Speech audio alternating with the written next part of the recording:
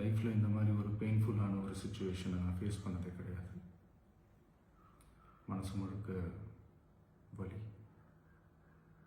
வலி மட்டும்தான்.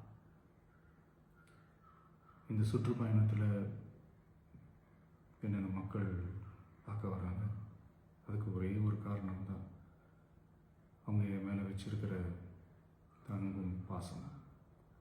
அந்த அன்புக்கும் பாசத்துக்கும் நான் எப்பவும் கடமைப்பட்டிருக்கிறேன்.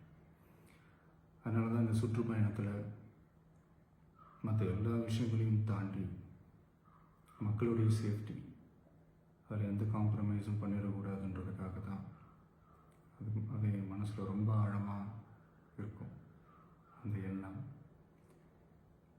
அதனால தான் இந்த அரசியல் காரணங்கள் எல்லாத்தையும் தவிர்த்துட்டு ஒதுக்கி வச்சுட்டு மக்களுடைய சேஃப்டி மட்டும் மைண்டில் வச்சுக்கிட்டு அதுக்கான இடங்களை சூஸ் பண்ணுறது, அதுக்கான இடங்களை பார்த்து பெர்மிஷன் கேட்குறது, போலீஸ் டிபார்ட்மெண்ட்டில் அதை ரிக்வெஸ்ட் பண்ணி கேட்போம்.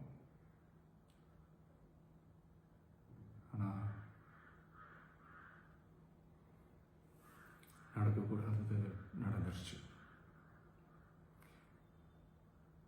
ஆனால் மனுஷன் தானே, அந்த நேரத்தில் அத்தனை பேர் பாதிக்கப்பட்டு இருக்கும்போது எப்படி அந்த ஊரை விட்டுட்டு என்னால் கிளம்பி வர முடியும்?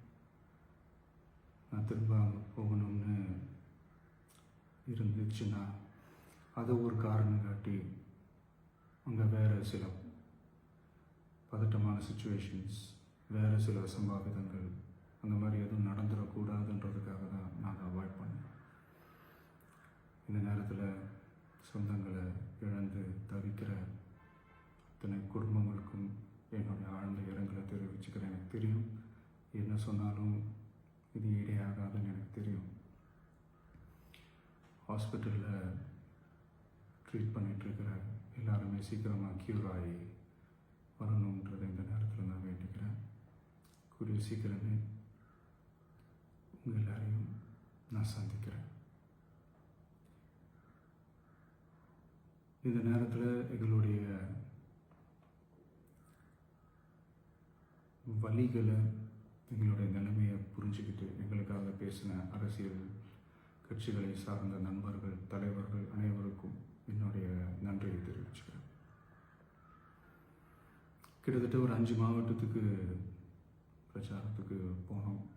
இந்த மாதிரி எதுவுமே நடக்கல. ஆனால் கரூரில் மட்டும் ஏன் எப்படி நடக்குது, எப்படி நடக்குது? மக்களுக்கு எல்லா உண்மையும் தெரியும். மக்கள் எல்லாத்தையும் பார்த்துக்கிட்டு இருக்கிறாங்க. கரூரை சேர்ந்த அந்த மக்கள் அந்த உண்மையெல்லாம் வெளியில் சொல்லும்போது எனக்கு கடவுளே நேரில் வந்து இறங்கி அந்த உண்மைகள்லாம் சொல்கிற மாதிரி எனக்கு தோணுச்சு. சீக்கிரமே எல்லா உண்மைகளும் வெளியில் வரும்.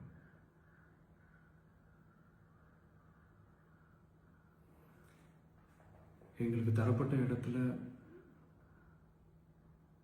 நாங்கள் போய் அந்த அந்த ஸ்பாட்டில் நின்று நாங்கள் பேசிட்டு வந்தோம். அதை தாண்டி எந்த தவறும் எங்கள் சைடில் நாங்கள் எதுவுமே செய்யலை.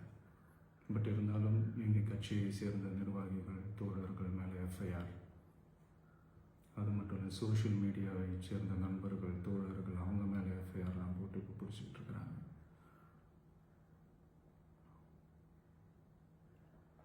சிஎம் சார், உங்களுக்கு ஏதாவது இந்த பழி வாங்கணும் அப்படின்ற எண்ணம் ஏதாவது இருந்துச்சுன்னா என்ன வேணாலும் பண்ணுங்க. அவங்க மேலே கை வைக்காதீங்க. நான் ஒன்று வீட்டில் இருப்பேன், இல்லை நான் ஆஃபீஸில் இருப்பேன். என்ன வேணாலும் செய்யுங்க. நண்பர்களே, தோழர்களே, நம்மளோட அரசியல் பயணம் இன்னும் ஸ்ட்ராங்காக, இன்னும் தைரியத்தோட